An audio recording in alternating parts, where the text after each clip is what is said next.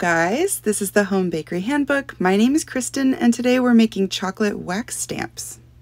You will need candy melts, a piping bag for each color, a cup for ice, your wax stamp, gold luster dust, a clear extract in any flavor, paintbrushes of various sizes, and non-stick parchment paper.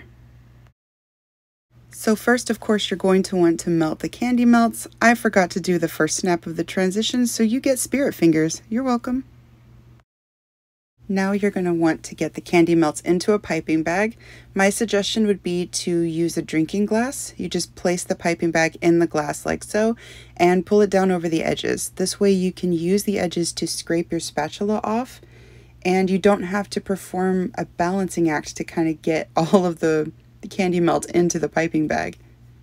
And yes, I know the candy melt looks like mustard. There's a reason. I'll explain it later, I promise.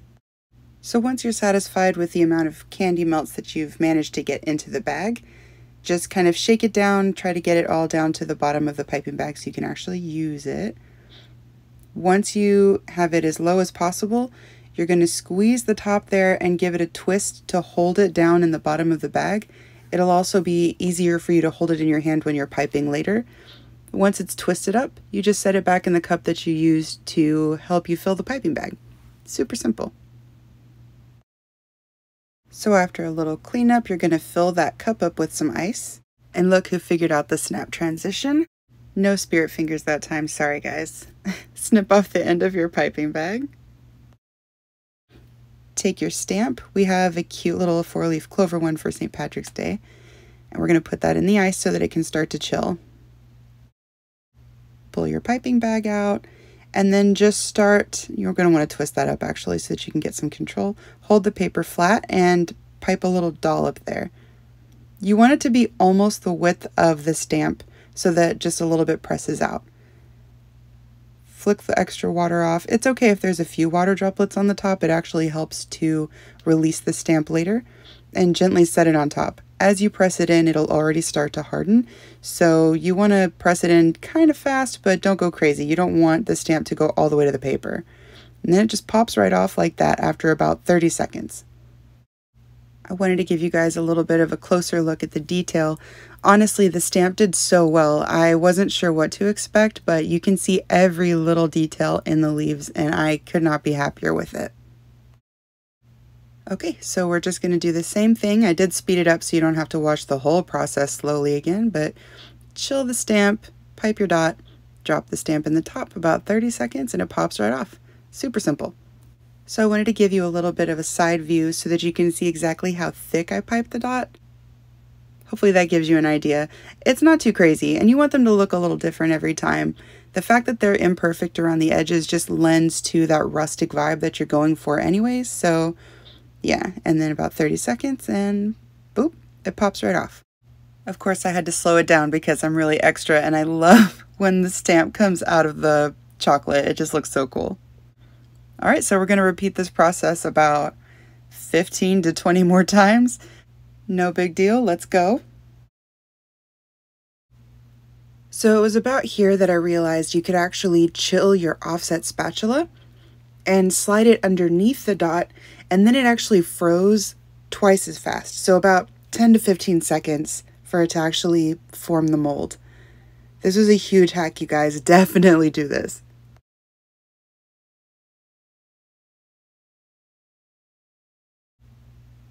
And just like that, we have all of our molds completed. We still need to decorate them, but they're already looking so good so far.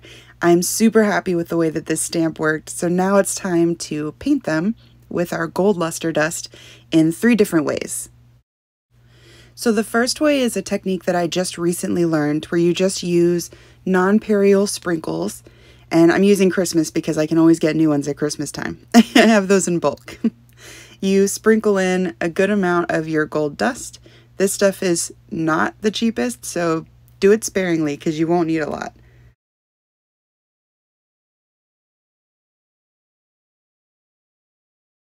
I thought I'd used enough gold dust, but it was, as soon as I took the lid off, it was quickly apparent that I needed to add more. You could still see a lot of the red and green through the dust, so I did add just the tiniest touch more. Honestly, I think that did it. It looked like the colors were pretty much covered, and I was like, okay, let's just go for it with this amount so that we're not wasting dust. So you're just going to take your stamp, the first one. This is actually why we use the yellow, because gold shows up much better on yellow than other colors. Any other color, it shows through the gold dust. So in essence, you're kind of camouflaging the fact that it's not actually 100% covered, but it definitely looks like it's 100% covered. I was trying to use a paintbrush, like why did I think that that was going to work? So I switched to the offset, but it's super shimmery. I think that one probably actually needed a little bit more gold, but I mean, look at that satisfaction. I did a dance and everything. So again, you just throw another of these stamps in there, shake it around. I was super gentle with it, and then I realized like, okay, we probably should shake this a little bit more. So I turned it upside down, flipped it around, and it was like buried down in there. So I used the offset this time, not the paintbrush, and scooped it out. This one had so much better coverage. I should have redone the other one. I did not redo the other one. But anyways, so I threw 2 in this time. I was feeling real confident. So yeah, same as the others. Scoop them out with the offset spatula, set them aside. Honestly, each one took maybe 10 seconds. So fast. I absolutely love this method. And shake, shake, shake, shake. Look at that. Oh, it's so beautiful. You can see all the little details, and it took basically no effort. I almost said that was the easiest method, but the others are super easy too. So the next method is a painting method. We'll be using the extract, and in this case we're using almond, and the luster dust. I put a small amount of luster dust into the cup and gave it a splash of the extract. You want it to be just enough luster dust that it almost sticks to the side of the cup. It's breaking apart, but it's creating a very thin layer. So we're going to use the green ones for this method, and you're just going to paint that gold luster dust mixture right on top. It looks way more tedious than it actually is, and it's only because I'm trying to hold the stamp up by the camera. Go around the edges. I didn't end up smoothing out the edges a little bit because they were a little too choppy for my taste, but that was the finished one.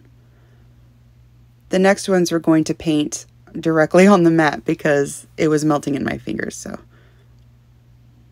I sped up this process so you wouldn't have to see me paint each one individually, of course, but it was all about the same. You just paint the top and then go around the sides. And since we're going to be moving them from the paper, you actually don't have to worry about being too neat about it. Now this one I left in real time so you could see just how quickly it actually goes. I sat there and painted this whole thing with no cuts, no speed ups. I do look a little crazed whenever I'm dipping the brush back in the cup, but that's not sped up. That's just me being a spaz. So yeah, that's literally how long it took me. I, from start to finish, did not speed that up at all. So it's very quick, you guys. So that's it for the second method. The third method, we're going to add way too much extract and be disappointed in ourselves. That pause there. You add more of your luster dust, and you want this to be super liquidy. It is the most messy of the 3 methods because you're literally just going to be scooping this up on your brush and flicking it into little paint splatters on top of the wax stamps. Arguably, this might be the easiest because you literally just have to flick paint around. There's no way to get that wrong, really. So you just repeat that on all of them. And honestly, now I'm trying to decide which one was easier. I think definitely the green painting on top was the most tedious, but it wasn't even that hard. Honestly, these were all so easy to do.